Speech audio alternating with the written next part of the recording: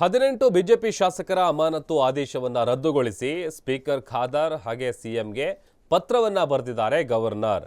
ಶಾಸಕರ ಅಮಾನತು ವಿಚಾರಕ್ಕೆ ರಾಜ್ಯಪಾಲರು ಎಂಟ್ರಿ ಆಗಿದ್ದಾರೆ. 18 ಬಿಜೆಪಿ ಶಾಸಕರ ಅಮಾನತು ಆದೇಶವನ್ನ ವಿಚಾರಕ್ಕೆ ಸಂಬಂಧಪಟ್ಟಂತೆ ಸ್ಪೀಕರ್ ಯುಟಿ ಖಾದರ್ ಹಾಗೇನೆ ಮುಖ್ಯಮಂತ್ರಿಗಳಿಗೆ ಪತ್ರ ಬರೆದಿದ್ದಾರೆ.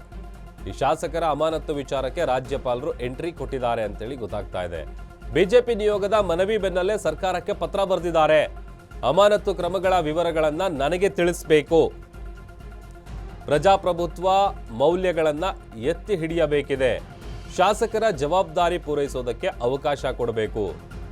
ಅಮಾನತು ಶಾಸಕರ ವಿನಂತಿ ಏನಿದೆ ಅದನ್ನು ಸಕಾರಾತ್ಮಕವಾಗಿ ಪರಿಗಣಿಸಿ ಸಸ್ಪೆಂಡ್ ರದ್ದುಗೊಳಿಸಲು ಅಗತ್ಯ ಕ್ರಮವನ್ನು ತೆಗೆದುಕೊಳ್ಳಿ ಅಂತೇಳಿ ಪತ್ರ ಬರೆದಿದ್ದಾರೆ. ಈ ಒಂದು ವಿಚಾರಕ್ಕೆ ರಾಜ್ಯಪಾಲರು ಎಂಟ್ರಿ ಕೊಟ್ಟಿದ್ದಾರೆ. ಹಾಗಾದರೆ ಈ ಲೆಟರ್ನಲ್ಲಿ ಒಂದಷ್ಟು ವಿಚಾರಗಳನ್ನು ಉಲ್ಲೇಖ ಮಾಡಿದ್ದಾರೆ. ಕರ್ನಾಟಕ ವಿಧಾನಸಭೆಯ 18 ಸದಸ್ಯರನ್ನು ಅಮಾನತು ಮಾಡುವಂಥ ಆದೇಶ ಏನಿದೆ ಅದನ್ನು ರದ್ದುಗೊಳಿಸುವಂತೆ ದೂರನ್ನು ಕೊಡಲಾಗಿದೆ. ವಿರೋಧ ಪಕ್ಷಕ್ಕೆ ಸೇರಿದಂಥ 18 ಸದಸ್ಯರ ಮೇಲೆ ಈ ಅಮಾನತನ್ನು ವಿಧಿಸಲಾಗಿತ್ತು. ಹನುಮಂತ್ ಪೊಲಿಟಿಕಲ್ ಬ್ಯೂರೋ ಹೆಡ್ ನನ್ನ ಜೊತೆ ದೂರವಾಣಿ ಸಂಪರ್ಕದಲ್ಲಿ ಜಾಯ್ನ್ ಇದ್ದಾರೆ. ಹೆಚ್ಚಿನ ಡೀಟೇಲ್ಸ್ನ ಕೊಡ್ತಾರೆ. ಹನುಮಂತ್, ಈಗ 18 ಶಾಸಕರ ಅಮಾನತು ವಿಚಾರದಲ್ಲಿ ರಾಜ್ಯಪಾಲರ ಎಂಟ್ರಿ ಆಗಿದೆ, ಮುಂದೆ ಏನು ಆಗ್ಬೋದು? ಪ್ರಭುದೇವ್, ಇಲ್ಲಿ ಗಮನಿಸಬೇಕಾದಂತಹ ವಿಚಾರ ಏನಂತಂದ ಹೇಳಿದ್ರೆ, ಕಳೆದ ಬಾರಿ ವಿಧಾನಸಭಾ ಅಧಿವೇಶನ ನಡೆಯುವಂತ ಸಂದರ್ಭದಲ್ಲಿ ಹನಿ ಟ್ರ್ಯಾಪ್ ಪ್ರಕರಣ ಸೇರಿದಂತೆ ಒಂದಷ್ಟು ಬಿಲ್ಗಳ ವಿರೋಧಿಸುವಂತಹ ಬರದಲ್ಲಿ ಪೀಠಕ್ಕೆ 18 ಶಾಸಕರು ನುಗ್ಗಿದ್ದಾರೆ ಅನ್ನೋಂತ ಆರೋಪದಡಿಯಲ್ಲಿ ಅಶಿಸ್ತು ತೋರಿದ್ದಾರೆ ಸದನದಲ್ಲಿ ಅನ್ನೋ ಕಾರಣಕ್ಕೋಸ್ಕರ ಇಲ್ಲಿ ಅಮಾನತನ್ನ ಮಾಡ್ತಾರೆ. ಅಮಾನತು ಮಾಡದಂತ ಸಂದರ್ಭದಿಂದ ಹಿಡಿದು ಇಲ್ಲಿಯವರೆಗೂ ಕೂಡ ಅನೇಕ ಪ್ರಯತ್ನಗಳನ್ನ ಬಿಜೆಪಿ ಮಾಡುತ್ತೆ.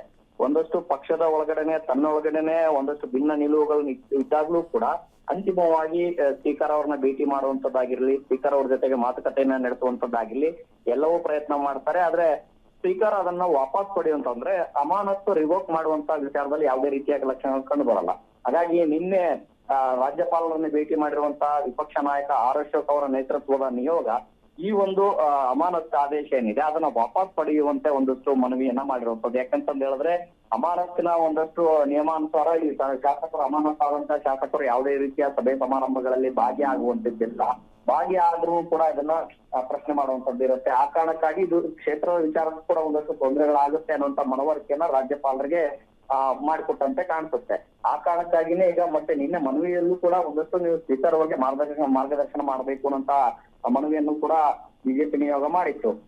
ಈ ಒಂದು ಹಿನ್ನೆಲೆಯಲ್ಲಿ ಇವತ್ತು ನಿನ್ನೆನೆ ರಾಜ್ಯಪಾಲರು ಸಿಎಂ ಸಿದ್ದರಾಮಯ್ಯ ಹಾಗೂ ಸ್ಪೀಕರ್ ಯುಟಿ ಖಾದರ್ ಅವರಿಗೆ ಪತ್ರವನ್ನ ಬರೆದಿದ್ದಾರೆ.